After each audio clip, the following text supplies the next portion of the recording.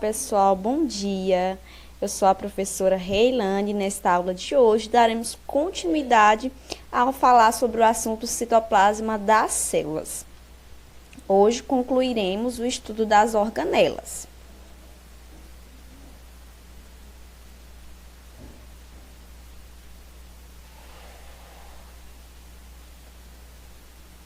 O complexo golgiense. O complexo golgiense nas células animais está localizado próximo ao núcleo e próximo ao retículo endoplasmático granuloso. Ele é uma organela formada por essas conjunções aqui achatadas, empilhadas entre si. Cada pilha que formam o complexo golgiense é chamado de golgiossomo ou dictossomo. Ele tem função basicamente de secretar substâncias, proteínas e dentre outras.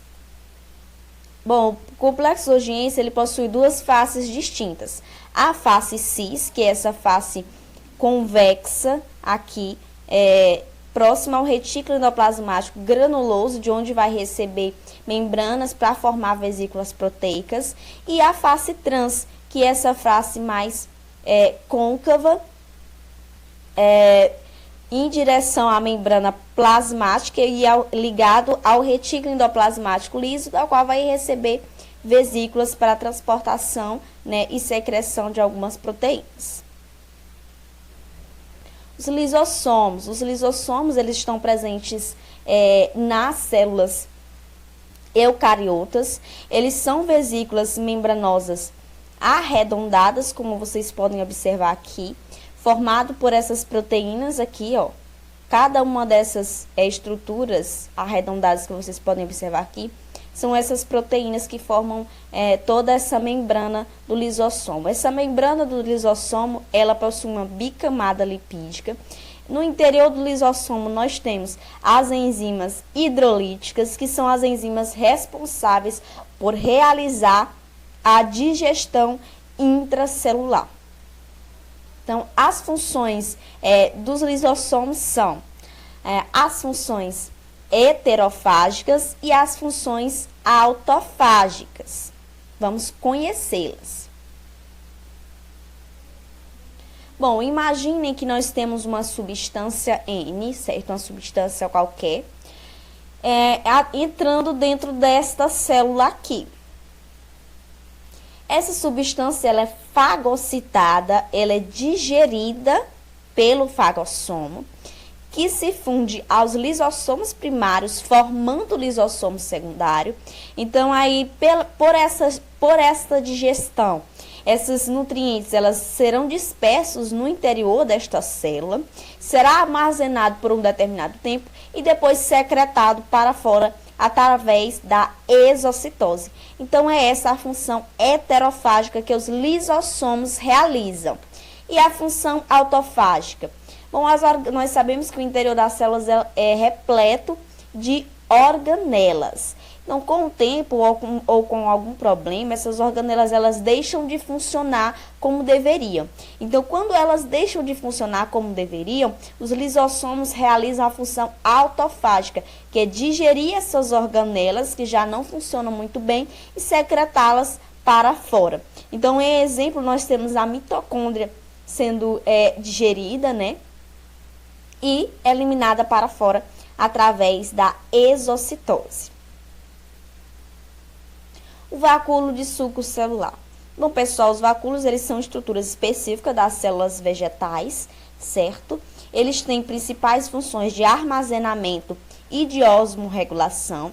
No caso, o vacúolo de suco celular, ele possui esse suco celular que é chamado, que é envolto por essa estrutura aqui, ó, pelo tonoplasto, que envolve esse vacúolo, que geralmente tem o pH ácido. Em seu interior, nós encontramos aí algumas proteínas, alguns sais, água e dentre outras substâncias. O vacúolo pulsátil ou contrátil. Como o próprio nome já sugere, ele é um vacúolo que faz uma contração, uma pulsação. Então, nós sabemos que no interior da célula há uma grande entrada de água e de diversas substâncias, de fluidos. Então, isso poderia ocasionar a essa célula alguns problemas. É aí onde nós temos a ação do vacúolo pulsátil ou contrátil. Então, o que é que ele faz dentro da célula? Ele tem um controle osmótico, o controle da osmose. O que é a osmose? É o transporte de água de um meio menos concentrado para um meio mais concentrado. Então, quem realiza esse transporte, essa eliminação de substâncias em excesso do interior da célula? O vacúolo pulsátil ou contrátil. Então, eles são encontrados aí em alguns seres unicelulares, eucariontes, como paramécios e amebas. Nessa imagem aqui vocês podem observar um paramécio. Então, como é que o vacúolo contrátil ou pulsátil realiza essa sua função? Observem aqui. Nós temos a entrada, né, em excesso de fluidos, né, no interior desse organismo. Nós temos a entrada de fluidos em grande excesso. O que é que o vacúolo pulsátil irá fazer? Ele irá se preencher com esses fluidos e depois irá realizar essa contração, essa pulsação desse excesso de fluidos do interior para o exterior, certo? Então, aqui nós temos a entrada de fluidos, certo? No interior desse organismo. O vacúolo, ele se irá preencher, né? Ele irá captar toda esses fluidos e depois eliminar para fora desse organismo. Os plastos, eles são estruturas encontradas nas células vegetais e também de alguns protistas. Então, os plastos, eles basicamente têm uma função fotossintética, armazenamento aí de aminoácidos e também de ácidos graxos, bem como também armazenamento de outras substâncias. Então, de acordo com seus pigmentos, eles são classificados em 3 tipos: em cromoplastos, leucoplastos e cloroplastos. Qual a diferença deles? Então, os cromoplastos, eles possuem os carotenoides. O que é esses carotenoides? São substâncias, são pigmentos responsáveis pela coloração de flores, frutos, algumas folhas com aspectos amarelados e vermelhos. E os leucoplastos? Os leucoplastos, eles não apresentam nenhum tipo de pigmento. Então, eles estão presentes naquelas partes da planta onde não tem um contato direto com a luz. E os cloroplastos estão presentes na maioria das plantas, certo? Que possuem a coloração verde. Então, é nos cloroplastos que acontece o processo de fotossíntese, certo?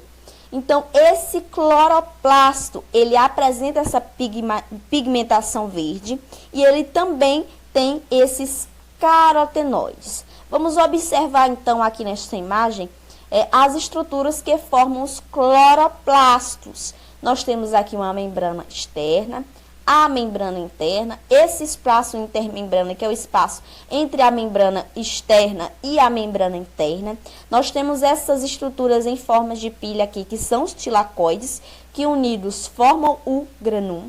Nós temos o estroma e a lamela. Então, basicamente, são 3 componentes que formam os cloroplastos. São 3 componentes principais. O estroma, os envelopes e os tilacoides.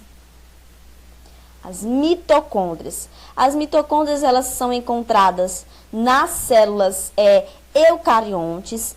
Elas têm a responsabilidade, têm a função de transporte de energia. Por isso que vocês observam aqui que elas têm partículas sintetizadoras de ATPs. Então, ela tem esse formato aqui de bastonete. Ó. Ele tem esse formato de bastonete.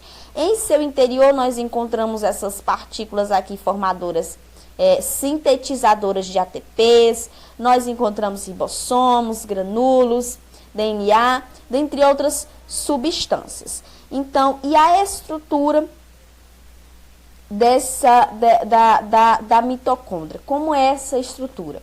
Ela é formada por uma membrana externa. Essa membrana externa, ela é uma membrana lisa, como vocês podem observar. E a membrana interna? A membrana interna ela é repleta dessas invaginações. Essas invaginações compreendem aqui as cristas, o que nós conhecemos como cristas mitocondriais. Então, em seu interior, nós temos aqui diversas substâncias, como os granulos, os ribossomos, DNA, a matriz mitocondrial, os ribossomos e também as partículas sintetizadoras de ATPs. Bom, pessoal, essa foi a nossa aula de hoje.